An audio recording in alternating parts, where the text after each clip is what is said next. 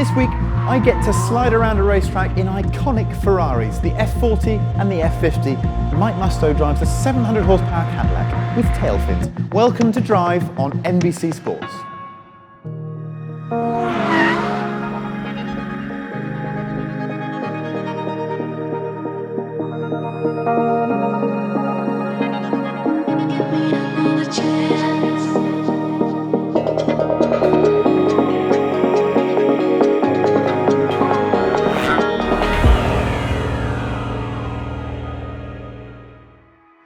When it was released in 1987, the Ferrari F40 was the fastest Ferrari ever.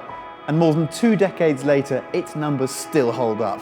While some sports cars of the past can now be outrun by a Toyota Camry, the F40 is not one of them. It was well ahead of its time, and then the F50 showed up, and it was a bit of an enigma. Despite its more powerful engine, the F50 was actually slower than the F40, so people brushed it aside.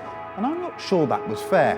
Coming up, we'll get to see how these two amazing classic Ferraris perform head-to-head on a proper racecourse. But right now, we're going to talk about Cadillacs. When was the last time you saw a Cadillac hot rod? If you're like most people, the answer might be not at all. But in our first segment, you'll get to see and hear one of those rare bits of muscle car lunacy.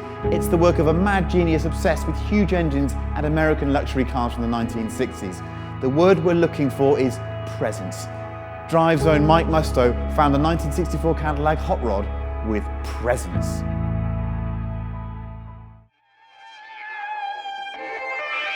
If you were to open the garage of most grandfathers, the odds of you seeing a Cadillac wouldn't be that far-fetched. You might see an Eldorado, Seville, or hell, maybe even a new XTS sedan. But a 64 DeVille with a blown big block? I don't think so. You see, crafting a machine like this takes 3 things.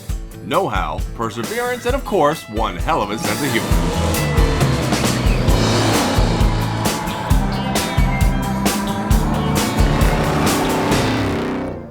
Now, first and foremost, what you have to remember about this car is that it's a Cadillac. What that means is that it's a luxury car, first and foremost.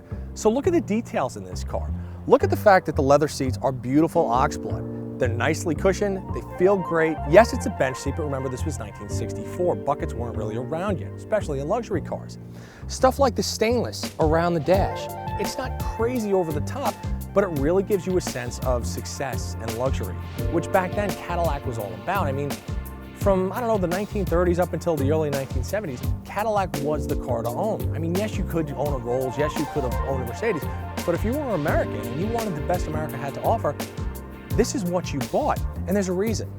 Look at the stainless brightwork around the door, around the steering wheel, and around the door bezels. I mean, power-wise, the car came with everything. You've got power seats, power door locks, power windows, power top, air conditioning, automatic climate control.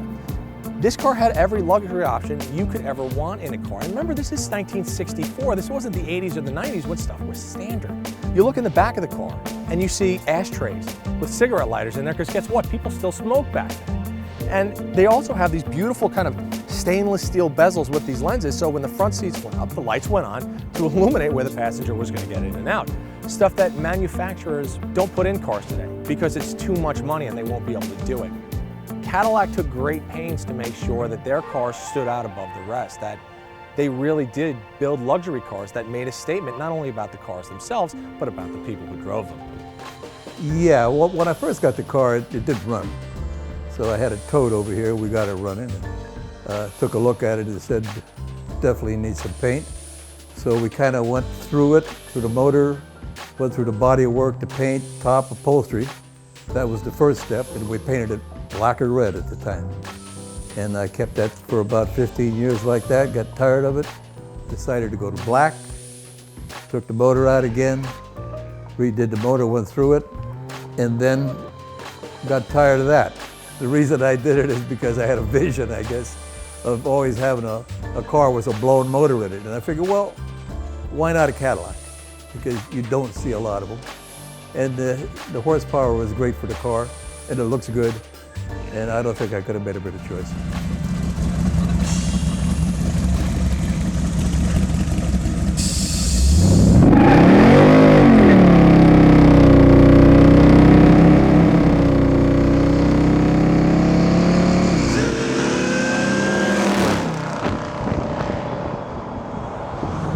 behind the wheel of a 1964 Cadillac. Not a car that you would generally think is like, well, a muscle car, so to speak. But this is not your everyday 64 Cadillac. You see, the car that we're driving right now is, I guess, like the epitome of what a hot rod is. 19 feet long, 4,600 pounds, with a 468 cubic inch Chevy big block with a 671 blower on top. And we're driving along the coast, California.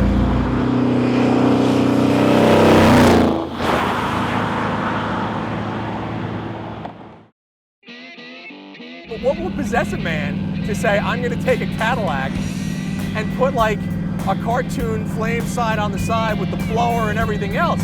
I mean, basically he did something that very few people would even dream of doing.